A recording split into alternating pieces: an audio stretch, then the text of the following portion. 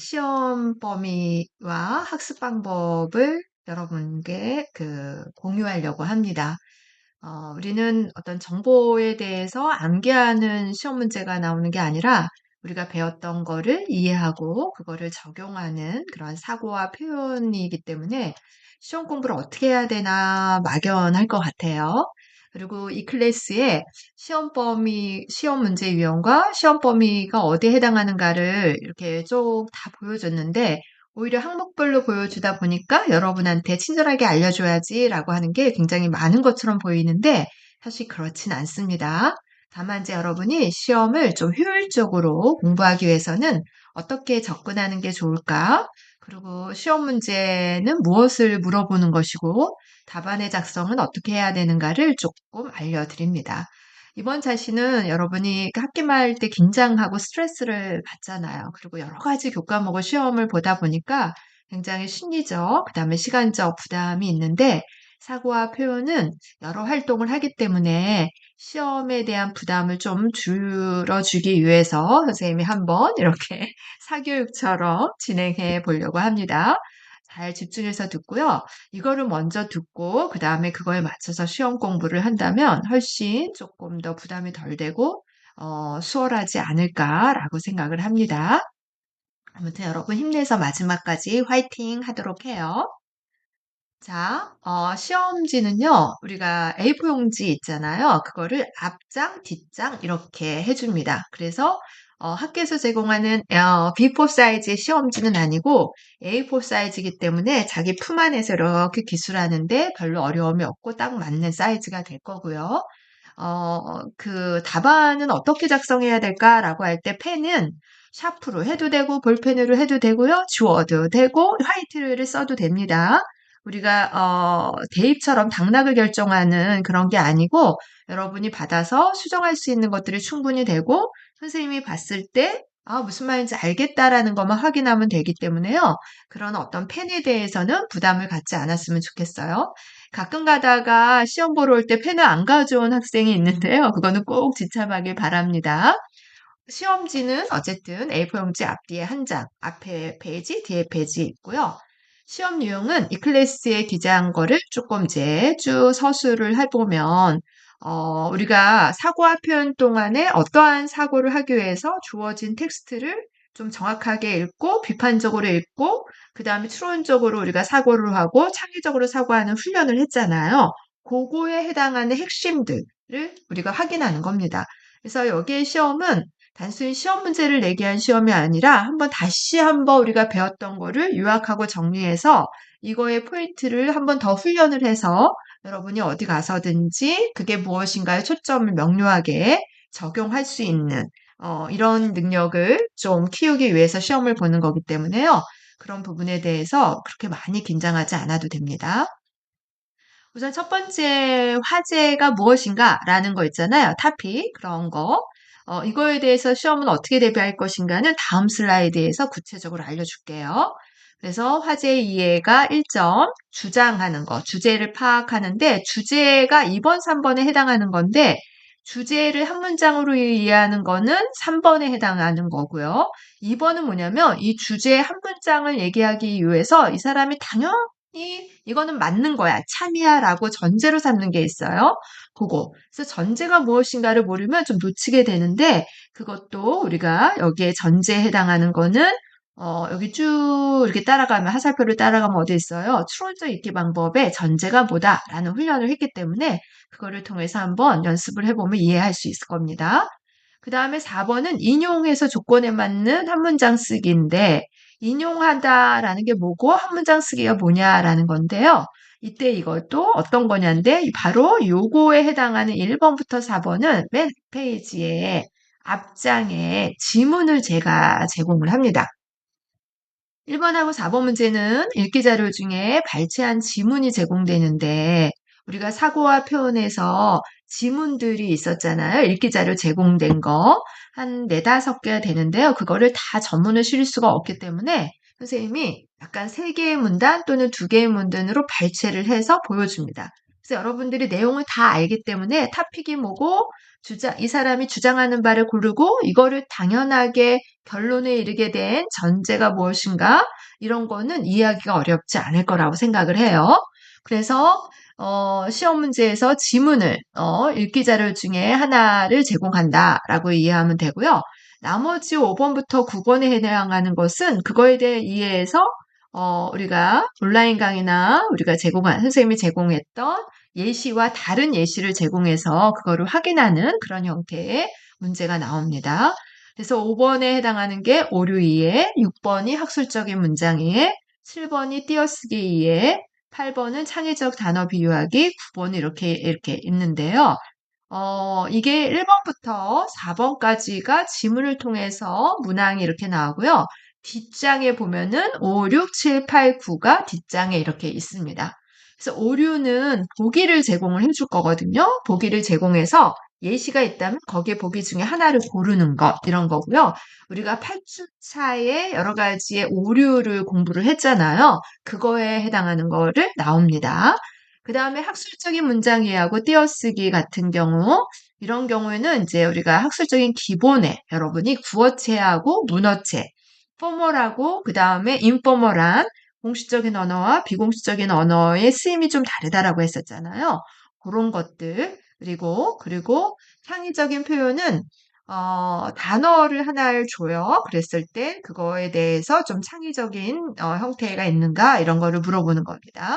그리고 마지막으로는 현대 사회에서 창의적 사고와 표현이 중요한 일을 예를 들어 한 문단을 설명하시오라고 하는 서술식 문제를 선생님이 제공을 해주는 겁니다. 그래서 생각해서 쓰는 건데 각각의 시험 공부를 어떻게 하면은 효과적으로 할 수 있을까라고 할 때 화제, 주장, 주제 이런 거는 거기에 대해서 이렇게 어디에 해당하는가를 그 이론, 온라인 강의 읽기 자료 있잖아요. 이론의 파워포인트의 자료를 보면 되는데 이거는 응용하는 거고요. 오류도 약간 응용하는 거고 학술적인 문장 띄어쓰기도 응용하기도 하면서 동시에 약간 거기에 셀프리도 나오기 때문에 그거를 좀 잘 봤으면 좋겠습니다. 그리고 요거는 온라인 강의를 잘 듣고 하는 형태로 이루어지면 되고요. 그래서 여기에 해당하는 거는 여러분이 이제 너무 여러 가지 강의 자료가 많기 때문에 거기에 해당하는 이론적인 것들을 좀 정리해서 뭐 1번 같은 경우에는 자기의 글쓰기에 자기 점검 있잖아요. 그거를 하면 한 세 문항이 여기에서 나온다고 보면 되고 사실적 읽기에서는 한 문항, 추론적 읽기 거기에서는 두 문항, 창의적 읽기 방법에서는 두 문항, 인용 자기말로 바꾸기 하는 이해하는 방법에서는 한 문항인데 여기에서 이제 4번 같은 경우에는 한 문장 쓰기랑도 연결되기 때문에 각각의 시험 범위는 여기에서 해당하는 내용에 대한 이해와 점검을 통해서 하지만 구체적으로 시험 문제에서 요구하는 그 내용이 뭐고 각각의 배점이 어떻게 평가되는가를 다음에 설명하도록 하겠습니다. 문제 유형의 첫 번째, 화제의에는 아까 얘기한 것처럼 1점이기 때문에 이거는 맞냐, 틀리냐 이렇게 됩니다. 그래서 보기 지문에서 화제의 대상을 찾는데 뭐예요? 답이잖아요. 주제하고 다르죠? 뭐에 대해서 썼지? 이 무엇을 찾으면 돼요. 그래서 이거는 약간의 주관식에 해당하는 문제라고 볼 수가 있습니다. 그래서 제시문을 보면은 무엇에 대는지 쓰는지 알고요. 그 제시문이 어떤 출처인가를 출처를 밝혔기 때문에 그 출처에 해당하는 제목을 활용해서 화제의 대상을 찾을 수가 있습니다. 그래서 이거는 화제의 대상을 정확하게 찾았느냐, 못했느냐라는 거기 때문에 1점이고요. 거기에 해당하는 거 맞으면 1점, 약간 틀리면 0점인데 화제의 대상이 예를 들어서 A인데 A의 B 이렇게 한다면 A의 B면서 틀린 건 아니지만 명확하게 떨어지면서 조금 그 확정인 거잖아요. 그럴 때는 때로는 0.5점을 줄 수도 있고 만약에 A 상대는 A는 있어. 없어. 그럴 때는 하기보다는 0.5점 정도 줍니다. 그래서 우리가 이런 주관식이나 서술식은 객관식이나 OX의 문제와 다르게 그냥 어떤 상태에서 정확하냐 아니냐, 유사하냐 아니냐에 따라서 배점이 1점에서 0.5, 그 다음에 0점 이렇게 배점이 이루어진다라고 이해하면 돼요. 이번 문제는 주장의 전제를 이해한다라는 거니까 당연히 이거는 전제가 무엇인가를 이해해야 되겠죠. 전제는 어떠한 사람이 화제의 대상에 대해서 뭐라고 결론을 내게 할 때 내가 이러이러한 것들의 결론에 이르는 이유는 이것 때문에 그래. 이러한 근거나 원인이나 원리에 의해서 바탕으로 이게 이렇기 때문에 나는 이 화제의 대상에 대해서 뭐라고 주장하는 거야. 그래서 내 결론은 참이야. 라고 하는 거거든요. 그래서 이 전제는 참을 뒷받침하는 주장의 참을 결론의 참을 뒷받침하는 근거 원인 원리인데 그거를 보면 좀 알 수가 있어요. 그래서 제시문에 보면 뭐에 대해서 뭐라고 주장하는 주제를 찾고 그다음에 그거의 주장이 당연하게 이루어지는 논의의 전제 미리 앞서서 이런 것들을 우리가 공동으로 참으로 인정하자라고 하는 글쓴이의 바탕이 있거든요. 그거를 찾는 건데 이거는 때로는 어려울 수도 있고 때로는 명료할 수도 있어요. 그럴 때 이점을 주는 이유는 정확하게 찾으면 2점인데 유사한 거 찾을 때에는 하고 보기는 어렵기 때문에 1점 정도가 있고요. 아예 안 쓰면 0점 이렇게 되겠죠. 그래서 여러분이 전제와 약간의 이유 있잖아요. 논거 이거는 조금 차이가 있는데요. 우리가 논거도 근거라고 하잖아요. 그래서 논거는 뭐냐면 주장에 대한 뒷받침하는 이유들, 근거들을 얘기하고 전제는 그거보다 원인을 나타내는 거, 원리를 나타내는 거 이런 거라고 생각하면 됩니다. 그 다음에 주제의 한 문장을 이해하는 3번 문제는 뭐냐면, 사실 1번하고 3번을 먼저 찾고, 2번을 해도 쉬운데, 2번은 뭐냐면 논의의 앞부분에서 나오거든요. 그래서 화제의 대상에 이 사람이 이거에 대해서, 당연히 참된 거라고 생각하는 거를 전제를 삼아서 결론에 이르는 이렇게 글의 흐름이 가기 때문에, 우리도 시험 문제가 1번, 2번, 3번 이렇게 흐름을 가는데, 여러분은 화제의 대상에 대해서 한 주제 한 문장을 좀 찾고 그 다음에 그거를 바탕으로 전제가 뭘까 이렇게 찾아도 돼요. 아무튼 우리가 제시문 보기를 주어질 때는 그렇게 보면 됩니다. 3번 문제부터 다시 보면 주제는 뭐예요? 당연히 화제의 대상에서 주장하는 바예요. 그래서 여기에서 3번의 이점은 뭐냐면 이게 한 문장으로 주어와 서술어로 이루어진 문장인가 다로 끝나는 거 있잖아요. 이렇게 뭐뭐이다 학술적인 문장 있잖아. 이다로 여러분이 만들어야 됩니다. 이 사람이 얘기하는 것들을 보여주긴 하지만 그래서 딱 해당하는 제시문에 화제의 대상과 주제 문장이 딱 있으면 좋은데 아닐 수도 있어요. 그 사이에 막 여러 가지의 어떤 그 논거들을 쭉 뒷받침 문장을 제시하기 때문에 그랬을 때 화제의 대상을 딱 찾고 주장하는 바를 딱 찾아서 뭐뭐이다라는 학술적인 문장으로 만들어야 합니다. 그래서 여기에 3번은 주제가 제대로 이루어졌는가? 그게 한 문장으로 이루어졌는가? 그래서 마침표가 있고 또 있으면 이건 한 문장이 아니죠. 그래서 한 문장이 아니면 1점이 깎이고 주제가 틀릴 경우에는 1점이 깎이고 둘 다 틀리면 2점이 다 깎이지만 둘 다 맞으면 2점 이렇게 됩니다. 그래서 2점 내지 1점 내지 0점 이렇게 이루어진다라고 생각하면 됩니다. 그 다음에 4번은요. 이거는 약간 응용한 건데요. 인용하는 방법 우리 배웠잖아요. 그래서 지적 인용은 더블 커테이션을 써가지고 이렇게 하는 거를 지적 인용이라고 하고 간접 인용이라는 거는 뭐냐면 선생님이 제시문 하단에 출처를 드러내거든요. 그럼 필자나 저자 이름이 있어요. 그럼 뭐뭐에 따르면 이렇게 해가지고 더블 커테이션 안 쓰고 필자가 얘기하는 핵심어를 통해서 여러분이 단어를 재구성으로 자기 말로 바꾸는 이렇게 하는 경우를 얘기하지요. 그래서 이러한 지적 인용일 때에는 필자가 얘기하는 거를 그대로 사용해야 되는 거를 얘기하고 간접 인용일 경우는 뭐뭐에 따르면 콤마 해가지고 그거를 여러분이 키워드로 재구성하는 거, 자기 말로 바꾸는 거 이런 거를 얘기하기 때문에 둘 중에 하나를 선택을 해야 돼서 지적 인용이 이루어졌는가, 간접 인용이 이루어졌는가 이게 이제 1점에 해당하는 거고요. 여기에 이제 조건이라는 건 뭐냐면 선생님이 여기에서 위의 글에 대해서 어쩌고저쩌고 조언하는 글을 한 문장으로 써세요. 뭐 이런 거. 위의 글에 대해서 뭐뭐라고 하는 사람을 비판하는 거를 한 문장으로 쓰세요. 뭐 제안하는 걸 한 문장으로 쓰시오 해가지고 조언이든지 비판이든지 제안이라는 조건을 제가 요구합니다. 그렇게 질문을 합니다.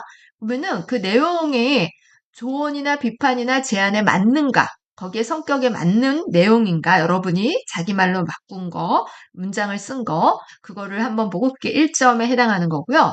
여기에서도 한 문장으로 쓰라고 했기 때문에 이것도 한 문장인가 이런 형식적인 측면에서 평가를 1점 하도록 합니다. 그래서 4번은 3점이니까 좀 배점이 높은 편이잖아요. 그래서 이거는 형식적으로 인용이 되었는가, 조건에 맞는가, 한 문장인가 이렇게 됩니다. 근데 인용을 하고 조건에 맞고 이렇게 쓰려면 한 문장이 길 수도 있어요. 그럴 때는 이렇게 마침표로 끝나지 말고요. 한 문장이 길 때는 말이 되게끔 쉼표, 쉼표, 맨 마지막에 한 문장, 두 줄이 되더라도 이렇게 하면 어쨌든 쉼표, 쉼표고 결국 한 문장이기 때문에 한 문장이라는 거에 대해서 평가가 점수를 받을 수가 있다라는 겁니다. 이게 하나의 팁이에요. 다음에 이제 오류 이해, 이거는 뭐냐면, 8주차 수업에서 추론적 사고나 이런 것들을 좀 우리가 하거나 아니면 7주차인가요? 뭐 이렇게 8주차 했던 거 있잖아요. 오류 이해에서. 그래서 추론적 사고와 표현에서 보면은 우리가 참가 어떠한 논의에 대한 주장하는 게 참이다, 거짓이다 논하는 게 추론이라고 했었잖아요. 그래서 이 추론에서 그럴듯하지만 사실 이게 참이 아니라 거짓이라는 거예요. 그래서 오류라는 것은 뭐냐면 우리가 일상에서 흔히 사용하는 말이기 때문에 어쩌면 때로는 상식적이고 우리가 사용하는 표현을 해서 그게 거짓이라고 생각하지 않은 것인데 실제로 그것은 참이 아닌 거를 오류라고 하잖아요. 그래서 오류가 온라인 강의에 되게 많이 하고 실시 온라인 강의에 다 하지 못해서 파워포인트에서 빈칸으로 조별 활동하기 위해서 나눴던 것들이 있잖아요. 그런 것들을 합쳐서 이제 보기를 제가 제공을 합니다. 그래서 두 문제가 나와요. 하나의 문제는 어떤 사례를 보여주는데 이거는 온라인 강의나 이런 여러분이 실제로 수업 시간에 활동했던 것들 예시는 아니고요. 유사한 예시가 나와요. 그래서 각각의 오류가 무엇인가를 여러분이 좀 정확하게 좀 알면 되고요. 특히 이제 빈칸에 있었던 것 중에서 우리가 메아리 방해 효과의 오류라든가 그 다음에 확증 평양의 오류라든가 생존 편향의 오류라는 거는 유사하긴 하지만 그 오류의 변별성을 구별하기 위해서 약간의 디테일하게 조건이 좀 상황이 다르다라고 했었잖아요. 그런 것들을 좀 이렇게 구분할 수 있어야 되고요. 또 온라인 강의에서 이루어졌던 좀 애매모호했던 그런 것들도 오류에 해당하는 거가 나오기 때문에 각각의 이유 명칭의 오류가 왜 그 오류인지를 좀 분명하게 좀 이해하는 그런 게 필요합니다.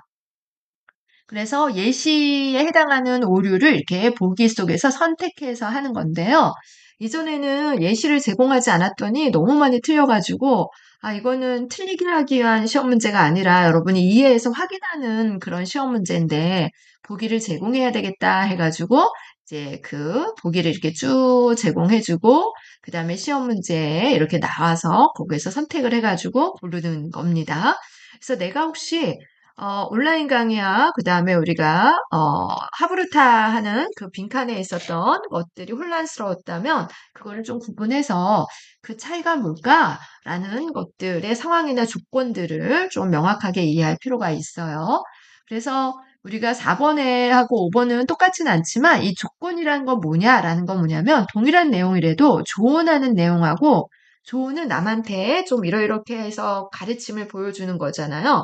비판하는 거는 약간 문제점을 지적하는 게 좀 강하고요.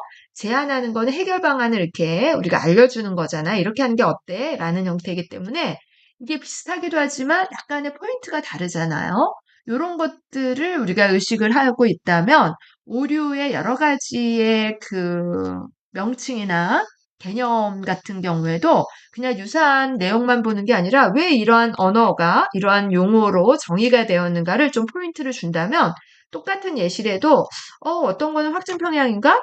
어떤 거는 생존 편향인가? 할 수가 있거든요. 혼돈스러운데 그 상황이 왜 확증이라고 했는지, 왜 혼돈이라고 했는지, 아니면 왜 생존이라고 했는지, 왜 메아리라고 했는지, 우리가 수업 시간에 이렇게 얘기를 했었잖아요. 포인트를. 그런 것들을 명료하게 알면, 약간의 이 부분이 어렵지 않을 거라고 생각을 합니다. 그 다음에 이제 학술적인 문장에는 우리가 이제 계속 뭐 학기 초부터 이루어졌던 그 아카데믹한 문장 이런 건데요. 그래서 학습적인 문장의 특징이 무엇인가 이거를 앞에서 살펴보았던 범위 속에서 이루어지는데 결국 우리가 중요한 것은 뭐냐면 주어하고 서술어를 갖춘 문장이 학술적인 문장이라고 했었고 그 다음에 어떤 그 내용에 있어서 과도한 부사를 사용하지 않도록 하는 게 가장 이제 학술적인 문장의 두드러진 특징이라고 했었잖아요. 그거를 좀 포인트를 선생님이 명료하게 좀 제공을 했습니다. 띄어쓰기 같은 경우에는 우리나라 가장 혼란스러운데 이럴 때는 원고지에다가 선생님이 보기를 제공해줘요. 거기에 띄어쓰냐 안 띄어써야 되느냐 이 체크를 해서 띄어쓰기 표시를 이렇게 하면 돼요. 그리고 붙일 때 이렇게 둘 중에 하나 표시를 하면 거기에 대해서 이루어지고요. 왜 3점이냐면 이게 세 군데를 띄어야 되거든요. 그래서 세 군데가 정확하게 맞냐라는 것들. 그래서 세 군데가 정확하게 맞기도 하는데 하나 더 띄었어. 그럴 때는 3점인데 하나 더 띄었으니까 틀린 거잖아요. 그렇기 때문에 2.5 정도 주고요. 세 군데인데 두 군데만 한 경우에는 2점 정도 주고 뭐 이렇게 해서 여러분이 체크한 표시에 따라서 점수가 3점, 2.5, 2점, 1.5 뭐 이렇게 나갑니다.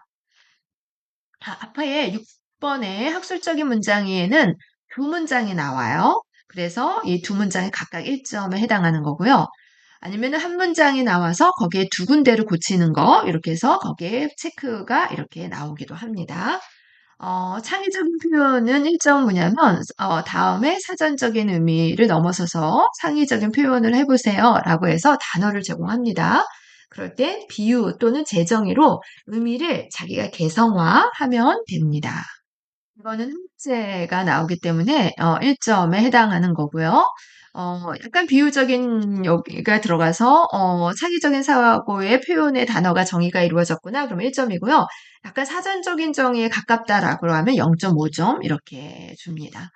그 다음에 마지막 9번은 서술식의 문제잖아요. 그래가지고 현대사회 창의적 사고와 표현이 중요한 이유를 예를 들어 한 문단으로 설명하기 그렇게 되는데요. 서술식 시험 문제를 여러분이 대학교에서의 교양이나 전공에서 있을 때에는 질문이 무엇을 물어보는가에 대한 것들을 파악하는 건데요. 여기서는 뭐냐면 사회에서 창의적 사고와 표현이 중요한 이유를 물어보는 거예요. 그러면 내용만 들어가면 되는 게 아니라 조건이 뭐냐면 예를 들어가는데 한으로 설명하는 거예요, 형식이. 그러니까 당연히 뭐예요? 한 문단인가? 라는 거죠. 우리가 한 문단은 어땠어요? 시작과 뒷받침 문장과 마무리 문장의 형식으로 이루어져야 된다는 거죠. 우리는 이제 사고와 표현이기 때문에 이게 한 문단의 행태가 이루어지는가를 보는데요.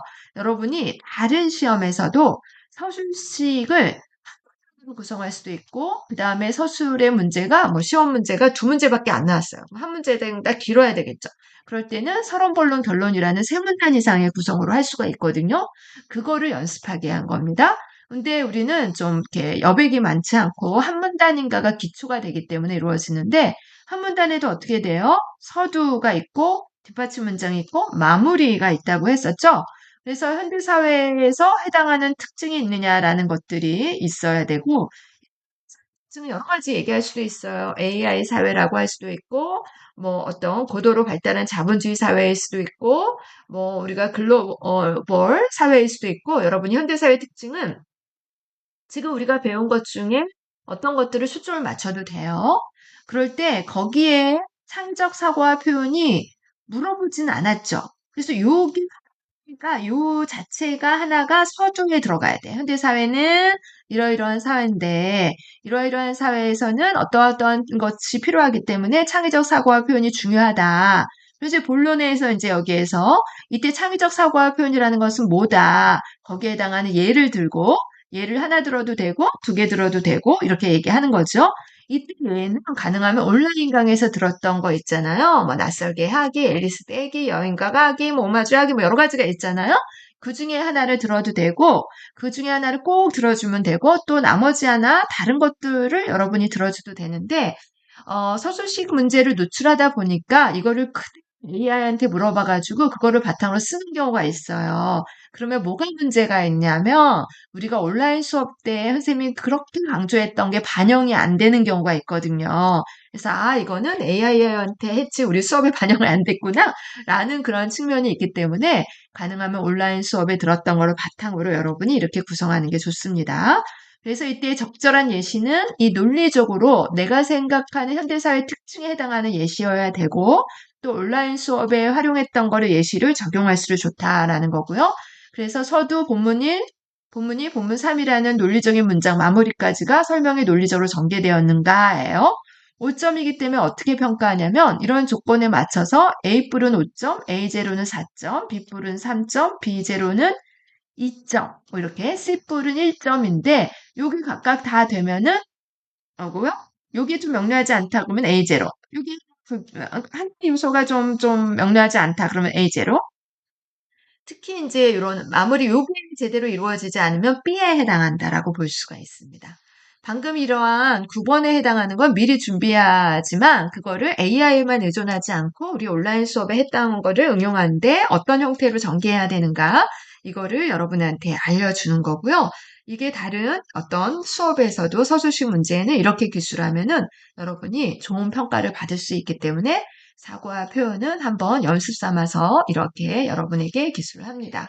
문제가 많은 것처럼 보이지만 각각의 것이 특별하게 어렵진 않지만 우리가 한 학기 동안 사고와 표현에서 중요하다고 하는 것들을 한번 다시 확인하는 차원의 문제를 냈기 때문에 온라인 강의나 수업 시간에 열심히 적용해야 하는 학생들은 그렇게 크게 어렵지 않을 거라고 생각을 하고요. 그 다음에 만약에 어렵다면 해당하는 온라인을 다시 한번 듣고 그거를 이해한 다음에 시험을 준비한다면 큰 어려움 없이 잘 준비할 수 있을 거라고 생각을 합니다.